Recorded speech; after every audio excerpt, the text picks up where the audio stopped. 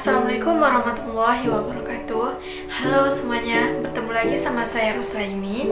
Di sini saya akan menjelaskan tentang bagian-bagian otak manusia dan fungsinya.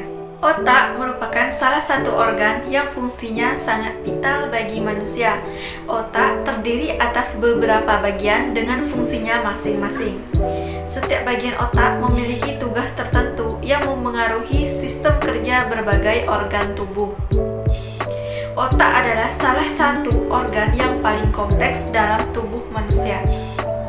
Organ ini tersusun dari sejumlah jaringan pendukung dan miliaran sel saraf yang saling terhubung. Otak dilindungi oleh lapisan pembungkus yang disebut selaput otak dan tulang tengkorak, serta terhubung ke saraf belakang bersama saraf tulang belakang.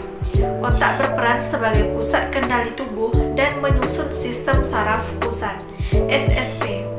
Sistem saraf inilah yang kemudian bekerja sama dengan sistem saraf tepi untuk memberi kemampuan manusia dalam melakukan berbagai aktivitas seperti berjalan, berbicara, bernafas, hingga makan dan minum.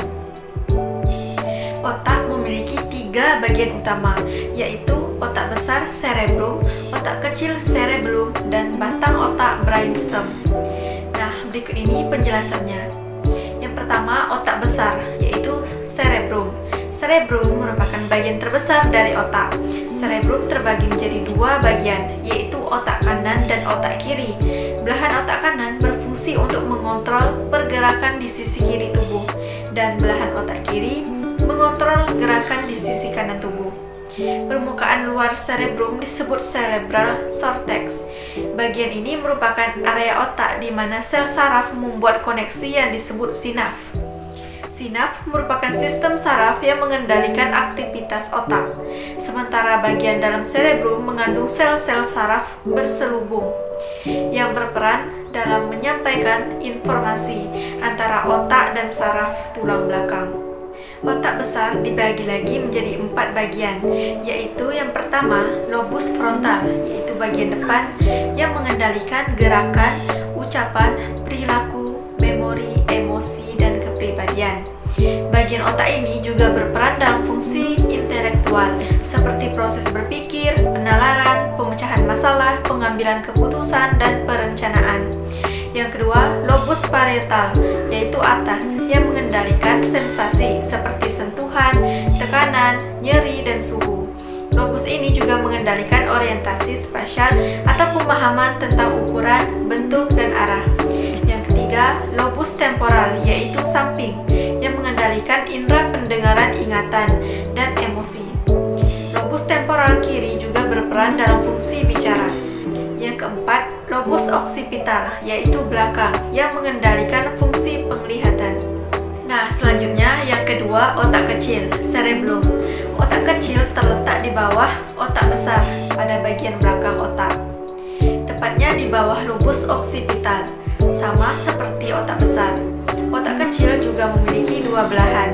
Otak kecil bertanggung jawab dalam mengendalikan gerakan, menjaga keseimbangan, serta mengatur posisi dan koordinasi gerakan tubuh. Bagian otak ini juga berperan dalam mengendalikan gerakan halus, seperti menulis dan melukis. Nah, selanjutnya yang ketiga, batang otak, yaitu brainstem. Batang otak adalah seikat jaringan saraf di dasar otak.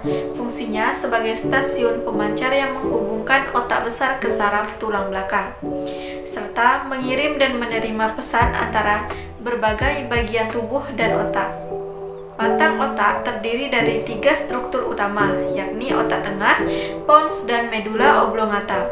Otak tengah adalah pusat pengatur gerakan otot mata, sedangkan pons terlibat dalam koordinasi gerakan mata dan otot wajah, pendengaran, dan keseimbangan.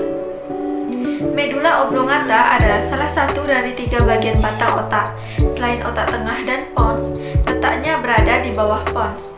Bagian otak ini terlihat seperti tonjolan bulat di ujung batang otak dan terhubung dengan sumsum tulang belakang. Baiklah, itu saja yang dapat saya sampaikan dalam kesempatan kali ini. Semoga bermanfaat bagi kita semua. Apabila ada kesalahan dalam penyampaian, saya mohon maaf. Saya akhiri dengan wassalamualaikum warahmatullahi wabarakatuh.